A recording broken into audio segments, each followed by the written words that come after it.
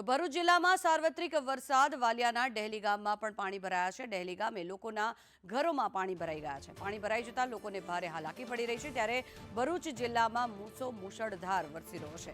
વાલિયા ડહેલી ગામમાં પણ અનરાધાર વરસાદના કારણે થઈને વરસાદી પાણી ભરાઈ ગયા છે। અને મહત્વનું છે કે વરસાદી પાણી માત્ર રોડ રસ્તાઓ પર નહીં, લોકોના ઘરોમાં પણ ભરાઈ જતા લોકોને ભારે હાલાકીનો સામનો કરવાનો વારો આવી રહ્યો છે, જેના કારણે થઈને ગામના અનેક લોકોના જનજીવન પર તેની માઠી અસર જોવા મળી રહી છે। વધુ માહિતી મેળવીએ, સંવાદદાતા વિનીશ પટેલ જોડાયા છે। વિનીશ, જણાવશો શું પરિસ્થિતિ છે ભરૂચમાં જ્યારે સાર્વત્રિક વરસાદ થયો છે, ઠેર ઠેર પાણી ભરાયા છે?